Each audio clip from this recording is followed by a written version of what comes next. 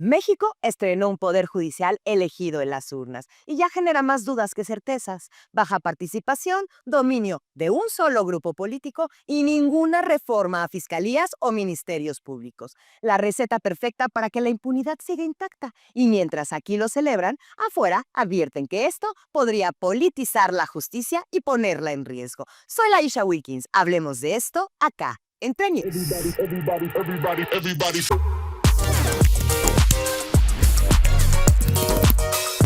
La reforma judicial de 2024 no surgió de la nada. El gobierno argumentó que el poder judicial era caro, lento, elitista y corrupto. Según el discurso oficial, jueces y magistrados eran nombrados por acuerdos cupulares, más leales a quien los designaba que a la ley. Además, la Suprema Corte había invalidado varias reformas clave para el expresidente, desde el Plan B electoral hasta la militarización de la Guardia Nacional, lo que tensó, por supuesto, la relación con el mismo Ejecutivo. A esto se sumaron casos de nepotismo documentados, liberación de personas acusadas de delitos graves por errores procesales y un presupuesto que, según sus críticos, se gastaba en sueldos que superaban al del presidente. Fideicomisos millonarios y beneficios como seguros médicos privados o pensiones vitalicias para ministros. El argumento fue contundente. Había que devolverle el poder judicial al pueblo y acabar con sus privilegios. Para entender el cambio hay que retroceder a 1994, ya que entre el asesinato de Colosio y el error de diciembre, México reformó su poder judicial para dotarlo de mayor independencia. Se creó el Consejo de la Judicatura Federal, encargado de la administración y disciplina, y se establecieron periodos largos para los ministros, de 15 años, para blindarlos de presiones políticas. Ese diseño, con ajustes menores, funcionó 3 décadas. No era perfecto, pero iba por un buen camino que podía mejorarse, hasta que la confrontación política reciente lo puso en la mira.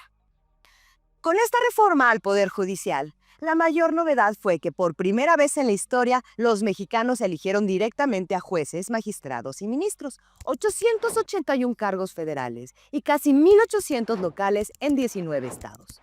Sin embargo, solo votó el 13% del padrón, unos 13 millones de personas. La jornada estuvo marcada por confusión, boletas con cientos de nombres, candidatos poco conocidos y el uso de famosos acordeones que llevaron a que un partido político concentrara casi todos los puestos clave. El resultado: una corte totalmente nueva, reducida de 11 a 9 ministros, todos afines al oficialismo. El más votado, Hugo Aguilar Ortiz, abogado mixteco con trayectoria en derechos indígenas, será el presidente de la Suprema Corte durante 2 años. Su llegada es histórica, sí, pero su corte arranca con un sello político claro.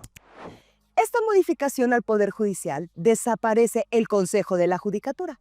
Sus tareas se dividieron en 2 nuevos órganos. El órgano de administración judicial, que se va a encargar de la administración interna de los recursos y de la carrera judicial. Y el Tribunal de Disciplina Judicial, que será un ente con dientes más afilados para sancionar y destituir jueces. Una especie de Santa Inquisición moderna.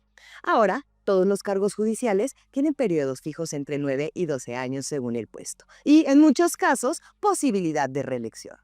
La reforma también impide suspender de forma absoluta programas sociales por vía judicial. Impone austeridad y fija plazos estrictos para dictar sentencias bajo amenaza de sanción. Aquí es donde entran las alarmas con la reforma al Poder Judicial. La Organización de los Estados Americanos observó la elección y concluyó que no debe replicarse. Participación mínima, falta de información al votante y listas partidistas disfrazadas de independientes. Entre las voces críticas internacionales apareció la del embajador de Estados Unidos, Ken Salazar, quien advirtió que este modelo elimina a los jueces más calificados y facilita que el crimen organizado, sí, que el crimen organizado influya en las elecciones judiciales. Canadá expresó preocupación por la desconfianza que este cambio podría generar entre inversionistas.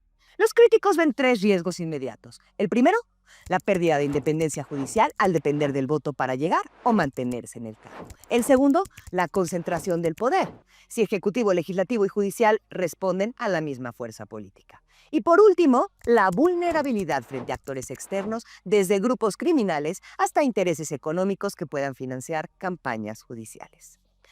Pero incluso si no existieran riesgos, la reforma está incompleta. Cambiar a los jueces no resuelve la impunidad si las fiscalías y los ministerios públicos siguen igual. Hoy, de cada 100 delitos denunciados, solo 4 o 5 llegan ante un juez.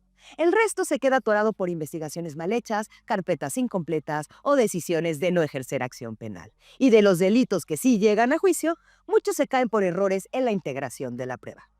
Si el cuello de botella está en la investigación y la acusación, puedes cambiar toda la corte y seguirá entrando muy poco a su sala. En discurso, un poder judicial electo por el pueblo suena a democratización. En la práctica, la baja participación, el dominio de un solo grupo político y la ausencia de cambios en fiscalías abren muchas más preguntas que certezas. ¿Tendremos jueces más cercanos a la gente o más cercanos al partido en el poder? ¿Habrá justicia más rápida o solo más visible en su fracaso? Si queremos un verdadero Estado de Derecho, hay que exigir que la reforma sea integral. Jueces, sí, pero también fiscales, policías y peritos que trabajen con independencia y eficacia. No se puede ignorar que la justicia empieza en la calle, no en una urna. Soy Laisha Wilkins y nos vemos la próxima semana acá, Entre Niños.